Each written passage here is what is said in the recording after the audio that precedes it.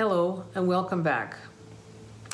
This is the first video in series 2 of the meditation series. And I wanted to spend a little bit of time in this segment to talk about the body-mind connection.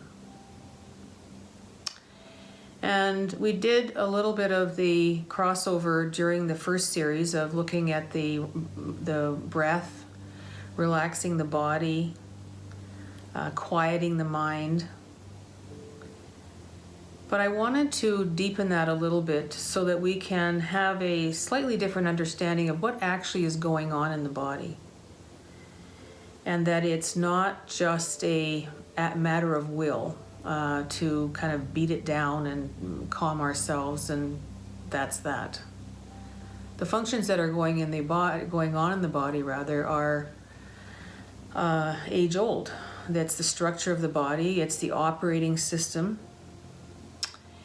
And it's called often the flight or fight response. And the third component of that, of course, is freeze. When we're presented with some danger, we either run, we either fight, or we freeze. And in more ancient times, of course, that was a much more valuable and imminent process because things were attacking us. Whether it was other species, other animals, other tribes, other armies, other dangers, we developed a very acute ability to sense danger and to act.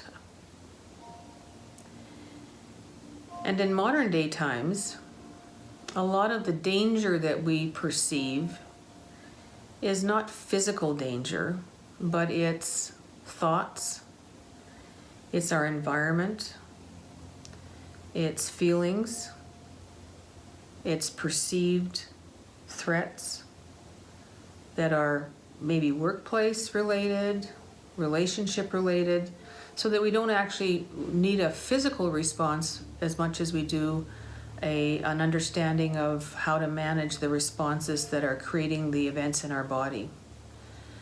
And those events in our body are managed by what is called the autonomic nervous system, which has two components. The first component is the sympathetic nervous system, which creates all of the events from the perceived threat, imminent threat, to allow us to make our way away from a situation or to fight a particular situation. And the second part of that autonomic nervous system is the parasympathetic system, which is our ability to calm ourselves down, to know when the perceived threat has passed, and to be able to relax all of the events that have occurred in the body that allowed us to fight or flee, or what happens when we freeze. And that when that event has passed and the danger is gone, the parasympathetic nervous system can create that ease in the body. When we don't have a way to release the things that have built up in our bodies in order for us to fight or flight or whatever, they begin to build up. And stress is a common thing that we talk about, but the stress that happens in our body is usually based on the fact that we can't release what has built up within us as a result of perceived threats. And they're not physical threats, as I've said. They're more things that happen in everyday life. And we have a really very obvious glaring example right now with COVID-19. We don't know where this is going to go. We don't know how we're going to find our way out of this quite yet.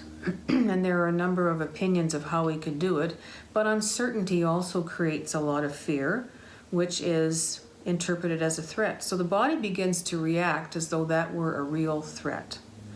And what we're seeing now is a lot of anxiety.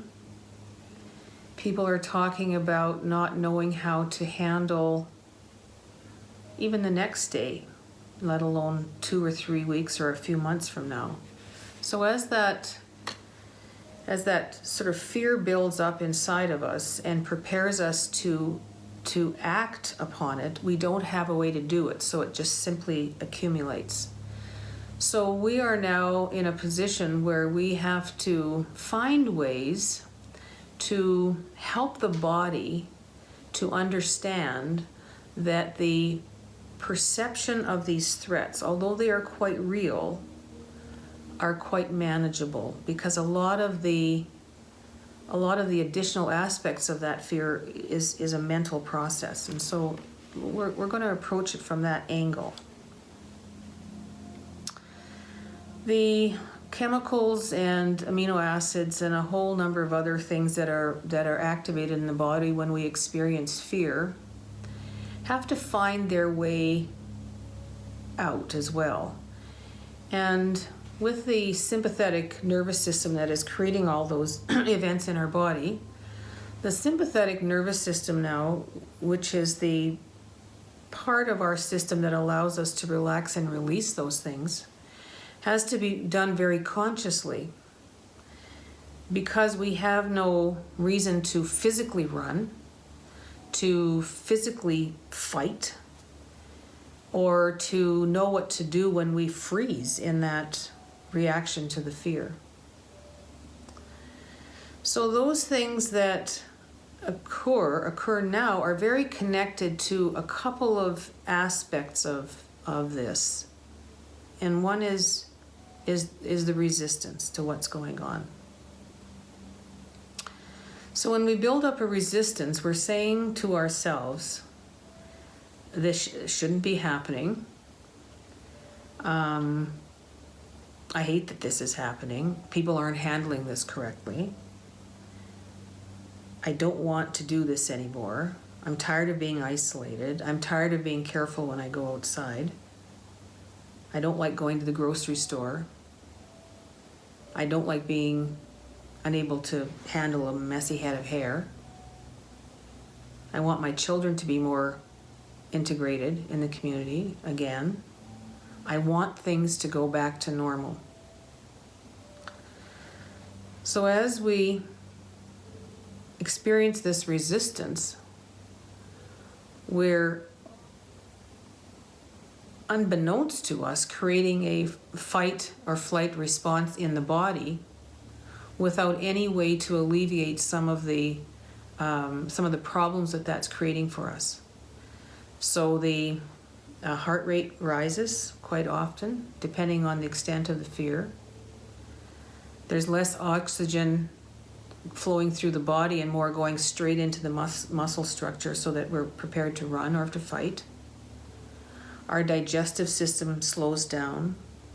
Our immune system slows down. All of the things that really make a lot of sense when we're getting ready to go into battle or going to run or whatever.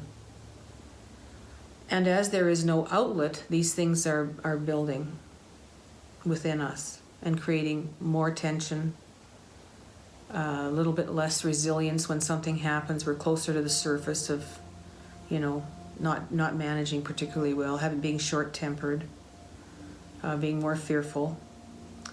And the parasympathetic nervous system, which is activated when we run or fight, is not activated naturally, and it doesn't have an ability to return us to a sort of a normal state, which is called homeostasis. And the place where the balance is where the body is healing. But if there's an imbalance, it's like an elastic that gets stretched and stretched and stretched. And it creates a lot of internal stress in the body and in the mind. And our job is to try and bring that back to a balance. So in learning to activate the parasympathetic nervous system so we can return to some of that balance, it's a little bit of a job, but such an important one. And that is the process that allows us to go back to a natural heart rate, to less constricted blood vessels, and a better digestive system where the oxygen is flowing more naturally. The amino acids are flowing again, and the cortisol levels are going down, which is kind of the big stress hormone. And therein lies the work of the mind. because the threat is not physical. So what is it and where is it? And it's in the way we interpret things, in the way our mind works.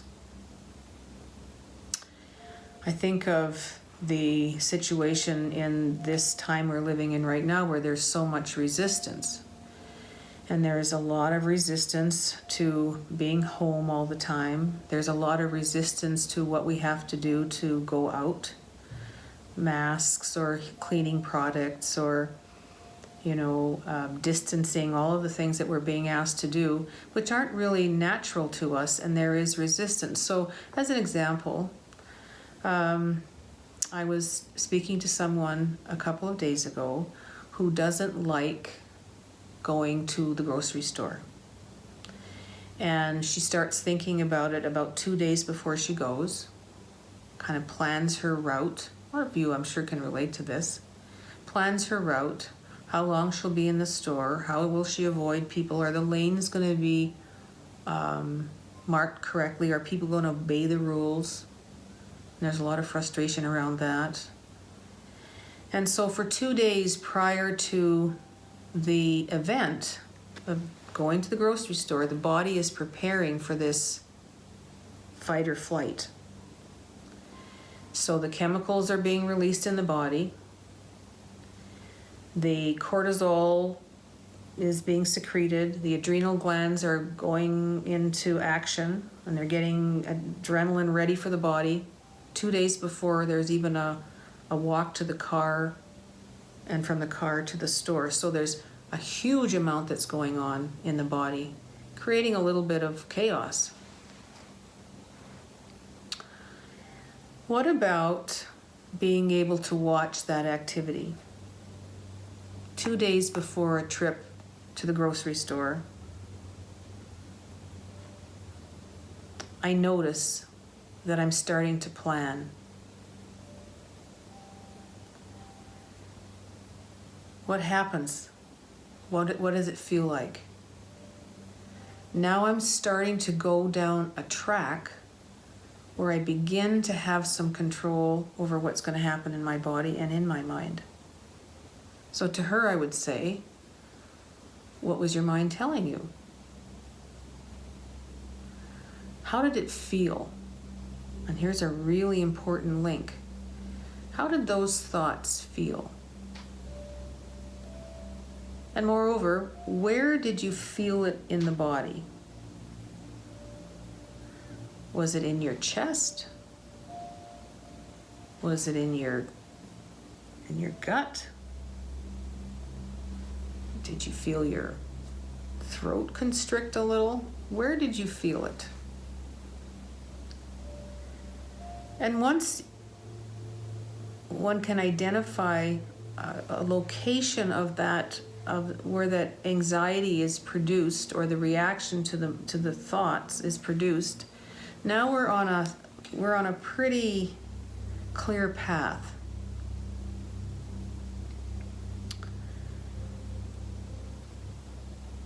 Making a space for the feelings and where you can identify them allows you to go to where this reaction is happening, so that you are now aware that the thoughts 2 or 3 days before an event were creating a reaction in the body. So now I want to move into a little exercise. And I want you to just close your eyes for a moment and imagine the last event in your day or in your week that really frightened you, not scared you to the most scared you've ever been, but where you could feel that you had some anxiety. And just go there. Remember the event. Remember the worry that you had about it, or the sensation of having to do something that you really had some resistance to, whether it involved you or someone that you care about.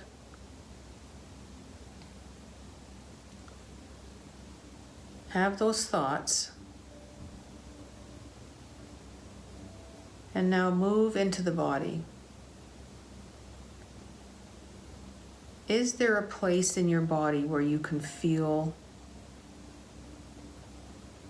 some tightness or some anxiety or just some discomfort?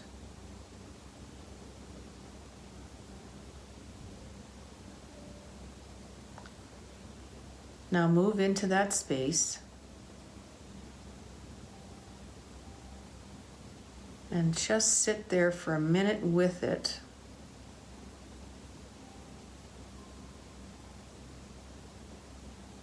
And instead of holding on to it, let it pass through you. If it means creating a little bit of space around it,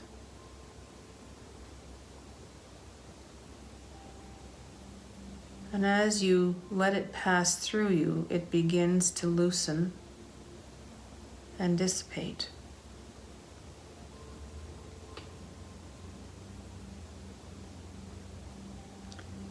And is there any place in your body where you feel some relaxation take place? Just notice that.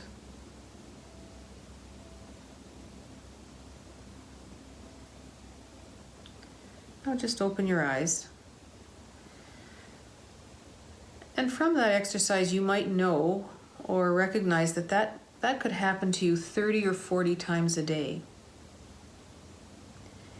And if you don't have some way of activating the parasympathetic nervous system, because you have a thought and this anxiety rises and it's just got you thinking in a cycle, and you have no way to kind of go back to that balanced state without first recognizing what has happened in the body as a result of the thoughts.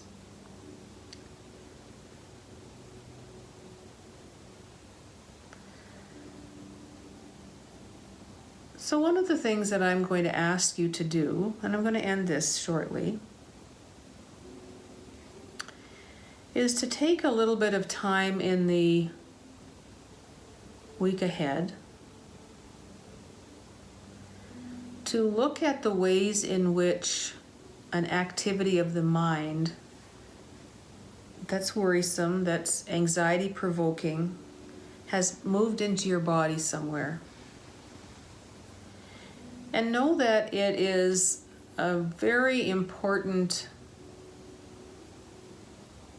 action to go into that space where the body reaction is, to watch how the mind wants to hang on to it, observe it as best you can, move into the body a little bit, move around if you have to, just to find a more definite location, and allow that feeling to move through you.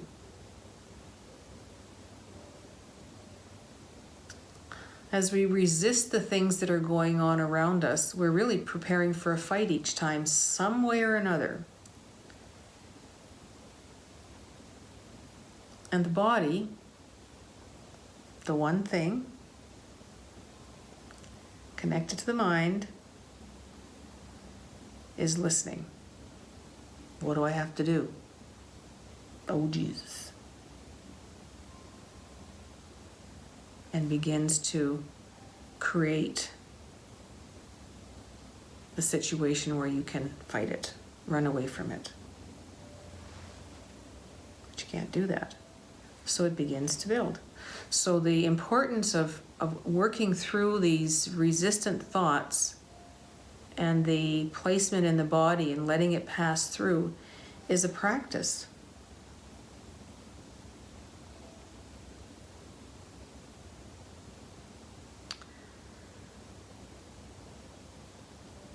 So let's just close our eyes for a minute, and I just want to leave you with some peaceful thoughts.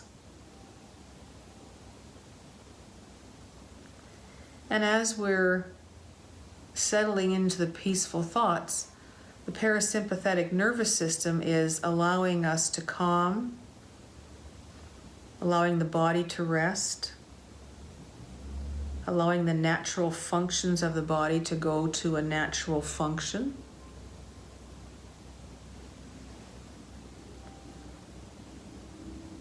So I'm just going to go through a few affirmations and try to feel them as much as you can, because we're really talking to our bodies. As you're settling comfortably into your chair,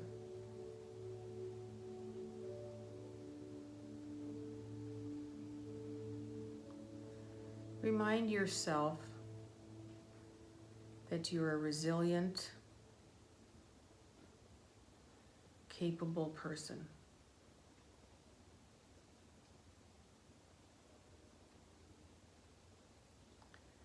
That as you negotiate your way through whatever is occurring, you have the ability to watch your thoughts, to manage them,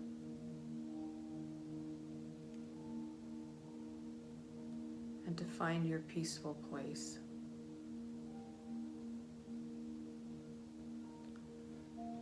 Also know that we're all in this together.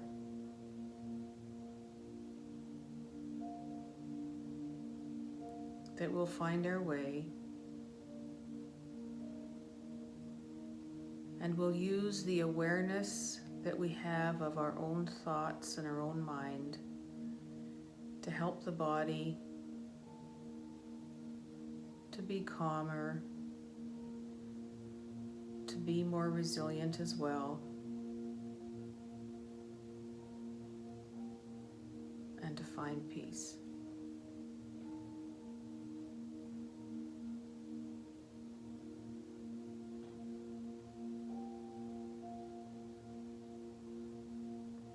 So as we open our eyes, knowing that really all is well,